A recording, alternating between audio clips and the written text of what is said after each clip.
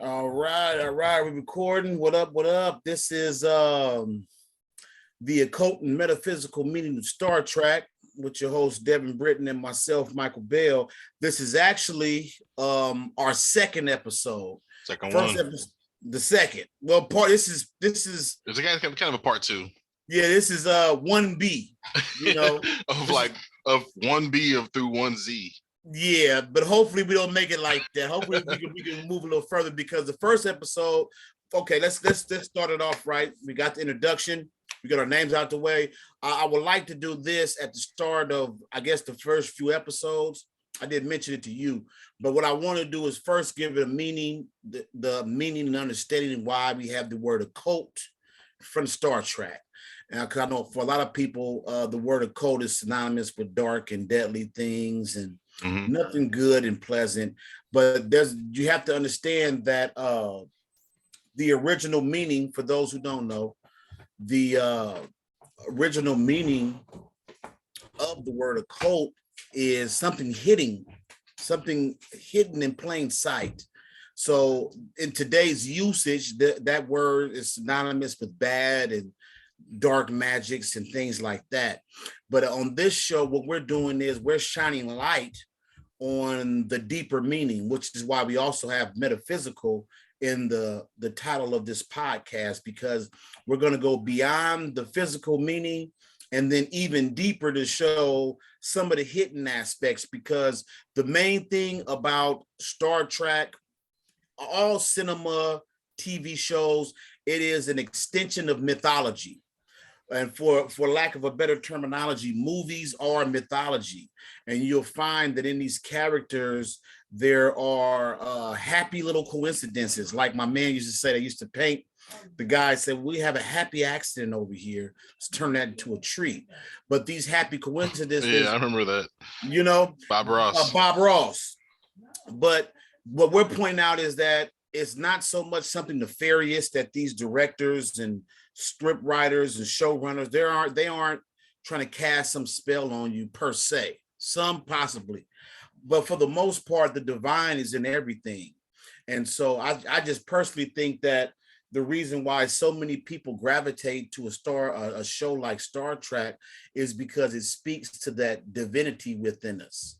And Star Trek was so good because, for me, and I'm pretty sure you agree, Devon, it covers the entire gamut of mythology and spirituality. And most probably never saw it.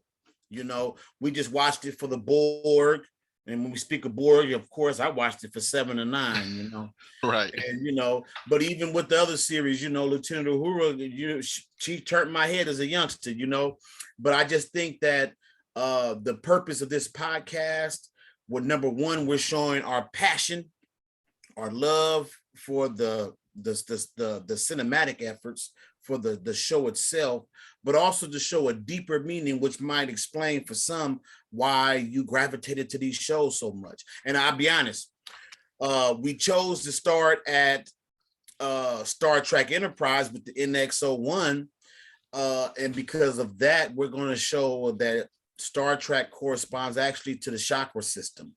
And by that, we're going to use the episodic series to walk up through the chakra system. So of course, anybody that's any sort of familiar with Star Trek would know that while the Star Trek Enterprise series came, like, I think it was like the fourth, because we had the original, we had TNG, we had DS9, Voyager.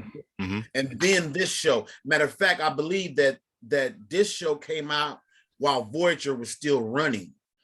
So we're just going to walk up through the main 7 series, and we're going to show its correspondence, not just to the chakra system, but to metaphysics and occultism as well. So now that I've gotten that mouthful out the way, this is part 2, but the good part is part 1, we didn't even get past the first 15 minutes of episode 1. It was more like the first 6 minutes. Yeah, like the first 6 minutes, which was the Broken Bow episode. They put so much in that, that first episode. Just so much. So let's do a brief recap I'll let you kick off the recap what we discussed in the previous podcast on the wisdom map, and then from there we'll kind of pick up and we'll progress forward. If I get bogged down, okay. If I get bogged down, man, give me a little giddy up. If you get bogged down, I'll do the same. But I'll let you pick it up. I'll let you pick it up from where we were in terms of what we discussed in the inauguration of our podcast. Yeah, so for the first scene, what we're seeing is these two astronauts. So you have the two right there, and the symbol. Then they have two of these flight jackets that have the symbol on there, and the symbol, from what I recall, it's in Swertlow's Healer's Handbook: A Journey into Hyperspace. This is very similar to the balancing of 3 levels of consciousness, and also activated living being, in parentheses human. Mm-hmm. As well as a few others, not just those, or I guess would be similar, but another one would be expanding mind intelligence as well. And then from there, the son is talking to his father. Jonathan's talking to his father, and he's painting this cockpit, and he's using black paint, which is very symbolic. And at the same time, he's complaining about how the Vulcans, as he describes, some pointy ears, as his father corrected him, his name is Soval. He's basically he's helping them, I guess, to be more logical and not just to go from 1 to 100, and exploring the galaxy, not be so emotional, right? Yeah. So his son is, basically he's teaching his son as he's painting the ship, and he's also painting the what is it, the gold part, the I can't remember the language for it. The port nacelle. He's clean. I'm not sure if it's the right side or the left side. It was one of the nacelles. It definitely was one of the nacelles. And that was like a mustard gold. And then the next scene, you have the field of corn. Klang had crashed his ship. He's running through the cornfields. He goes into the silo, and then it's two of the it was two of the beings from I can't remember the name. The Suliban, right? And then we went into the gematria Suliban. We went into the gematria, I think, of Klang briefly, and then so then ultimately he goes into the silo mill, the grain mill, jumps out. The two Suliban climb underneath the door with their shapeshifting abilities, and then he fires one shot. Then the farmer, the earthling, the farmer, he comes out with this shotgun. And there, by this point, Enterprise, there is no universal translator, so he's just my war. He's he's kind of hella crazy. So he shoots him right in the chest. And I think you touched into like the mythology of, I think it was it Osiris? Based upon that? Yes. Right. With the corn. The corn field that he was in, it actually does line up perfectly with Osiris, because Osiris is associated with corn and things like that. If you can easily look it up in any matter of fact, I wish I had grabbed it before we got out. I actually had told myself to start having my books on different deities and symbology so we can look it up while we're going on. I want to say too that I think there is also something to be said about the manner in which you got rid of the Suliban, which was by blowing up that grain silo. And most don't realize that those silos are basically sitting bombs because of the trapped air in there. And right. It's like a static bomb from the friction of whatever's being held in there. Grain silos and things like that, they're just, it's a saturation, it's a bomb waiting to go off. I think one of the other things that we discussed that I got a lot of feedback on was how we tied, the only person we did do it on was Jonathan Archer, and that he actually corresponds Sagittarius, right? Sagittarius. And that was big right there. We pulled that gematria up. Yeah. And now I pulled up personally, before we even did any gematria, when I knew I wanted to do this kind of a show, something in me instantly said Jonathan Archer is Sagittarius, because Sagittarius is the Archer. And then on top of that, the very first show is called Broken Bow, which you can tie into the Sagittarian theme. I didn't do it, but I meant to look up what the term broken bow actually means. I know that a broken arrow, I don't know if you remember the movie back in the days, Broken Arrow. Remember that movie with Christian Slater? A broken arrow is a military term, a term for a lost nuclear missile. But I'm certain that the term broken bow is something similar. And real quick, when you were speaking on Jonathan Archer and his dad, you know what called me? This is kind of like on a mundane level, but I always suspected that the Vulcans' attitudes towards humans was actually like what we would call reverse racism today. I think that the Vulcans treated humans like they were second-class citizens. Man, let's think about it. In this series, it was revealed that Vulcans thought humans stank. They stink. Well, how do you first? As soon as the Vulcans, you know, when they all want to know, you know, how I'm having a brain fart. What's the Vulcan's name on the show? Oh, I'm tripping. Clang? No, the Vulcan. Oh, the Vulcan. Oh yeah. Oh man. Wow. Yeah, I'm spacing on the name. Yeah, I'm having a straight brain fart. With the lips, man. Oh wow. But either way, whenever other Vulcans would get with it, the first thing I asked her would be like, "How you deal with the smell?" It's T'Pol. Oh man, I need to be tied to a tree and whipped with wet noodles or something. Right. Yeah, how can you forget T'Pol? Wet noodles. Yeah. I need some kind of weird torture.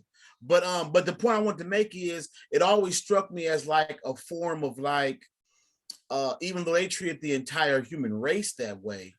I think a huge part of that is I think it demonstrated like, well, how you like these apples, like reverse, right? Like racism, but on a more of a galactic scale. And I think it's also important or worth noting that while this is like a prequel, the race Vulcans are Roman deities.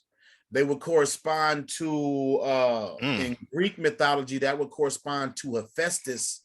Hephaestus was a blacksmith. And, you know, I always think to myself, Vulcan, volcanoes, volcanic ash, blacksmith, soot. Well, we're dealing with, you know, dark matter, for lack of a better word, melanin or melanated peoples. And I think that was one of the underlying principles, I think, in terms of the interaction. And then as we progress, I don't want to get too ahead of myself, but when we get to like, I think it's episode 4 in Star Trek Enterprise, I just want to share like my little own Star Trek universe in my head, because I always said to myself, what if the Vulcans really were the bad guys? And I think that I don't want to get too far ahead, but it'll come to me at the appropriate time. But I just wanted to bring up that mythological connection between the Roman deity Vulcan, the Greek god Hephaestus. Hephaestus was a blacksmith, but he was more like Hephaestus was more of an Iron Man than a blacksmith. He created all the things that the gods and humans eventually needed to like function and do certain things. Hephaestus was more of an inventor, as opposed to somebody who made horseshoes and things of that nature. You know? Probably now, if his new identity would probably be more like a tech god than anything. If anything, if he progressed now, Hephaestus would be the god of Star Trek engineers. You know, because the Star Trek engineers, they're like, it was an episode in DS9, and it was they were at war, and I forget the Dominion. With the Dominion, and it was one of I forget the character's name. I was going to say, what if he showed up as Dr. Leia Brahms? I mean, hey, right? That would be a sexy Hephaestus, but yeah, that's. I mean, I think that overall, it's just the whole concept that we even saw it with this series, because Trip, he wasn't as dramatic as Scotty, but he always managed to get through it. He always managed to somehow he squeezed out 0.7 more from the warp nacelles, or actually they had the one episode fast going forward.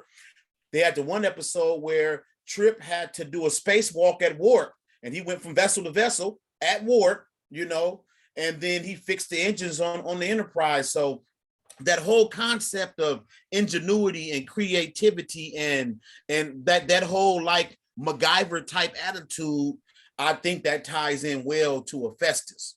But let's get back. Okay, so Klain got shot. He was on his deathbed. The Vulcans, who really didn't want humans off the planet, they basically just was like, well, let him die because that's their culture. And I think that Archer, while he made a good point in terms of humanity, it was a double-edged sword because it served his purposes and benefits well, because he was ready to get out of space dock and to explore. Another thing I want to say, just to back it up and tie in, while we're talking about the metaphysical meaning of Star Trek, it should be understood that the space that was explored was human consciousness, was your own mind. That's the blackness of space. The original word for space would be, we were talking about this on Facebook just the other day. The name for space is ether, akash, quintessence. Quintessence.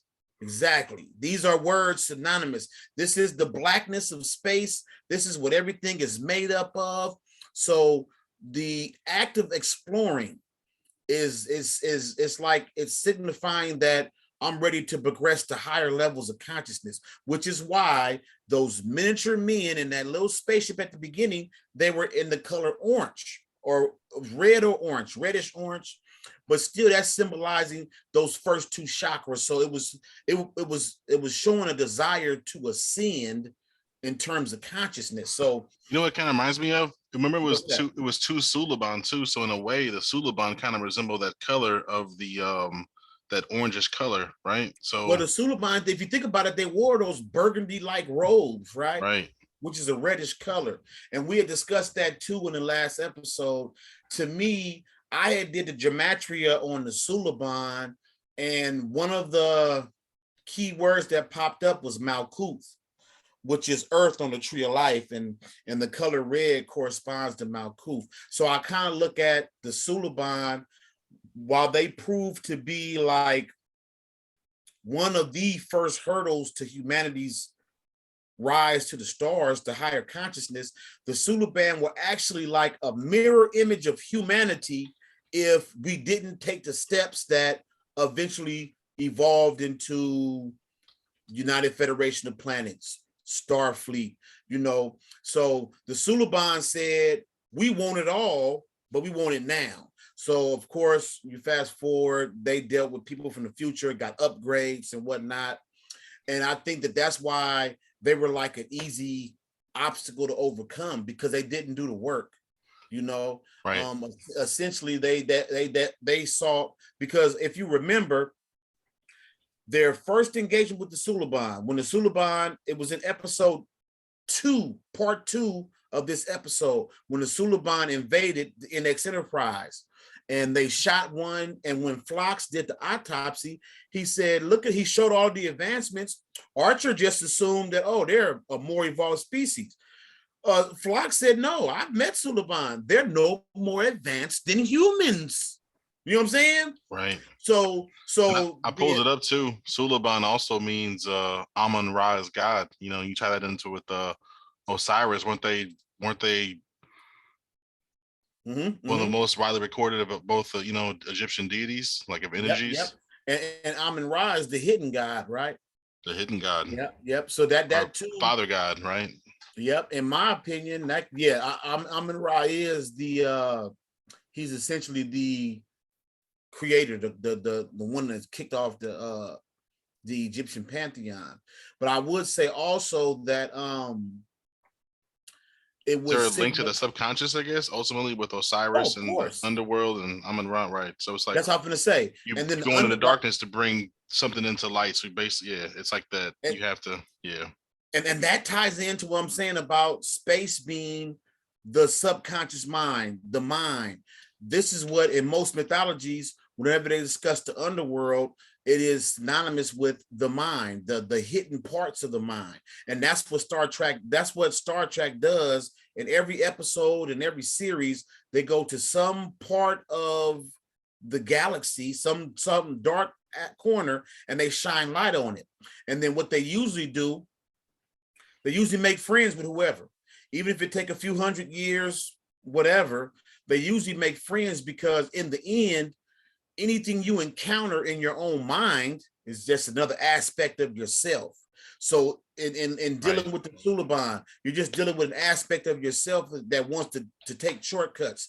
In dealing with the Vulcans, you're dealing with an aspect of yourself that actually thinks I'm way better than anybody else. I was just thinking the same thing, like that whole attitude of thinking better. And then I think about the two astronauts in the cockpit that he was painting, or he had already painted that orange. Then you think it applies to us, right? Then you see the two Suliban. So that's two of them that's basically being destroyed. And then also, so then you have the two in the cockpit, the two Suliban, and the whole duality of they're no more advanced than we are, you know. And then they had to tie the conversation and ultimately with, you can't keep calling these Vulcans, pointy ears. You have to give them the due, you know what I'm saying, because they are ultimately, I guess, we're like their mentees and they're our mentor. So when are we gonna? And I guess Trip embodies that whole, grab them by the horns. We'll figure it out when we figure it out type of mentality, as opposed to the way more progressive, like TNG or Deep Space Nine area, where it's a much more understood thing that we've evolved to overcome the same things, and even like how they put Picard on trial in first episode of TNG, 1. But just in these first few minutes, they put so much in. It's really amazing how much detail they put into this and how you can just kind of go around and around and around. I mean, and I think that just to reiterate that I don't think that most of these people are nefarious. They're just creative and they tap in. Right, absolutely. In the last episode, you had brought up that Scott Bakula is a native of St. Louis, right? And I think that was important because you even see it in the opening credits. Opening credits of the show, they show the spirit of St. Louis, right. And so I just think that these, in terms of being creative and bringing something that will grab people's attention, the only thing you can use is mythology and these different principles that are labeled occult, because they speak to that quiet part, that subconscious part of us, So how did you like the intro song versus, when you first heard it versus now?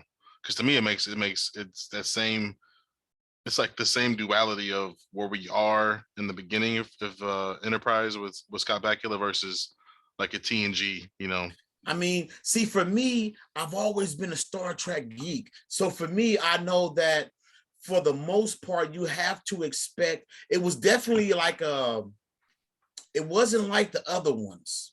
Right. Star Trek usually has more of an operatic theme. So that to hear the Star Trek Enterprise, it's been a long road getting from there to here, So for me, I still I enjoyed it, even though at the time I don't think I realized at the time what they were doing. They were actually showing that to me, the Enterprise theme song was more folksy. It was more down to earth. Whereas if you think about like DS9, Voyager, those were more operatic. It was mindful of expansion, and even the original Star Trek TOS, it started off with space, the final frontier. These are the voyages of the Star Trek Enterprise. Right. So super crispy. I think that what it showed was it gave you the feeling of an origin story. Because even with the original Star Trek, they spoke as part of something that was already there.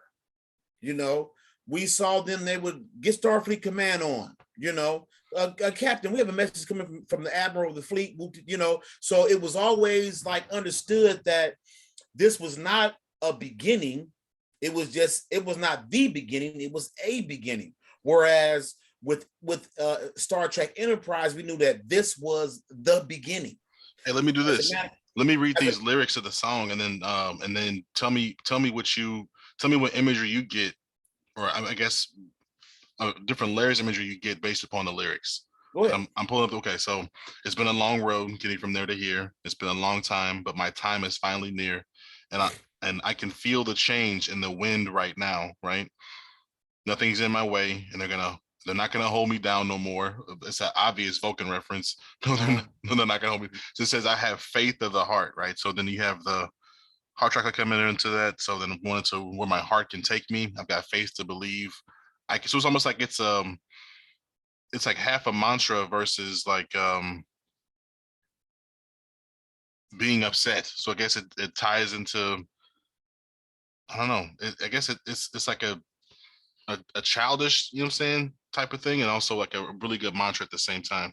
Well, I think that's a good point, because I can say personally from personal experience that whenever I make up my own mantras, not one that's tried and true, one that I make up myself, it always evolves. From whatever it was when I first wrote it and decided to repeat it, it starts to evolve. And Right. I think that what was inherent in this theme song is that we know it evolved into the original Star Trek, into TNG, into DS. It evolved. It showed the beginning of that evolution. Like you said, even the statement, "They won't hold me back no more," right? Who is they? You know what I'm saying? So I think that even though we know it's in reference to the Vulcans, right? But I think that it's also in reference to The whole evolution of how they became, because at that point they were what? I guess they had gotten rid of hunger, I guess, to a degree, or they were already. I mean, according to the Star Trek timeline, that last World War had just ended. Zephyr Cochrane had just disappeared. Nobody knew where he was, and that was like fresh news. And it was like 100 years, I guess, had passed when this episode was, it like 100 years had passed since Zephyr Cochrane? Was it less than that? No. They had their work program, I think it was like 40 to 70 years. It hadn't been long. And Zephyr Cochrane worked with his dad closely, right? So it wasn't a lot of time that had passed. I want to say like 70 years. Zephyr Cochrane disappeared during Jonathan Archer's lifetime. He might have been young.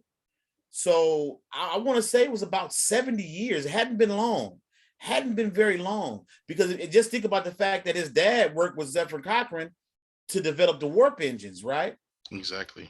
So it hadn't been a lot of time. And if you remember in that TNG movie where they went back, Earth was essentially in shambles. Like you said, they had just gotten rid of hunger, were not used to alien races. Vulcans were really the only alien race they really dealt with, So if you apply that to consciousness, there hadn't been a whole lot of revelations yet. There hadn't been a whole bunch of aha moments. In terms of humanity, it was just confirmed that, okay, we're not alone. And if you think about it, I believe it was by season two, I believe, when there was the whole anti-alien movement, which you can correspond to people's reactions to what we call consciousness. When people have their anti-movements and that's spooky, you shouldn't be doing that, and that's evil, and he's talking, think about it. Somebody who says, I work with the Goetia, I deal with the 72 demons, the Goetia and King Solomon's seal. There's going to be somebody that's going to say, man, you shouldn't be dealing with them demons, man. Matter of fact, if you want to deal with demons, that's okay, but don't come around me with that. So for me, that's how I kind of equated the evolutionary progress that was displayed with Star Trek Enterprise. Even Archer, as the show progressed, he was forced to deal with his prejudices and preconceived notions in terms of how to deal with these different aspects of self. When I say different aspects of self, I'm talking about these different alien races, because he definitely had a problem with the Vulcans, but he came to rely on T'Pol actually more than he relied on Trip. Exactly. And there was a little bit of a conflict between those two as well. That just I think I mean, the song ends with "I've got strength of the soul, and no one's gonna bend or break me. I can reach any star." So, but that literally means you can go anywhere inwardly, because you have these, according to the song, "I've got faith of the heart." Yep. So I just think that this is one of those instances where they definitely had the benefit of hindsight because of all the episodes and movies. We're talking about the episodic series, but we also had movies, comic books, novels. All this pushed the story forward so much that we could now go back in hindsight. Basically, we could shine light on the darkness of the mind, because think about it. Let's apply it again to consciousness and things like that. It's easy to deal with the here and now and looking forward, but that's why we have things like Akashic record readings and past life regressions, to shine light on your past and to understand why you are who you are at this moment moving forward, And so I just think that overall, I think that's what made this series actually, to me, a hit. I know for other people, a lot of people didn't like how the series ended, but I think that's the sign of a good movie. Is any good series or movie, no one should be satisfied with how it ended, because you want the story to keep rolling. But I think even in that, they showed the continuation. It was like bridging the gap. And I don't want to get too far ahead, but I mean, it was still, we can discuss it just however. But to have Riker solve a problem using the holograph's depiction of Enterprise, because if you think about it, by the time we get to NCC 1701D, which was Riker and them ship, a lot had changed. It had been hundreds of years. That was something I wanted to ask you. I'm pretty sure you looked it up. How old was Kling when he died? Because goddamn, if he was there with Archer, Kling had to have been about 300 years old when he died, right? Because Kling died in DS9, if I'm correct. I believe, but either way, yeah. And what was the average age? Was it like 200, 300 years for the average? Most Klingons don't live that long just because they choose to die in battle, which was why in that DS9 episode, Kling and the rest of the crew decided we was just gonna go out in a blaze of glory, and they just wanted to die. They were getting old. Klingons have no respect. Klingons in that aspect were like Egyptians, foolish, started long live. They had no respect for anybody living that long. You just gonna die a toothless old tiger. Right. So, but just to show that how the show ended, it was like it showed the loop. It brought the loop full circle and took it up to time of Riker, and that you can see how they progressed, because during this series, we saw where the holodeck technology came from.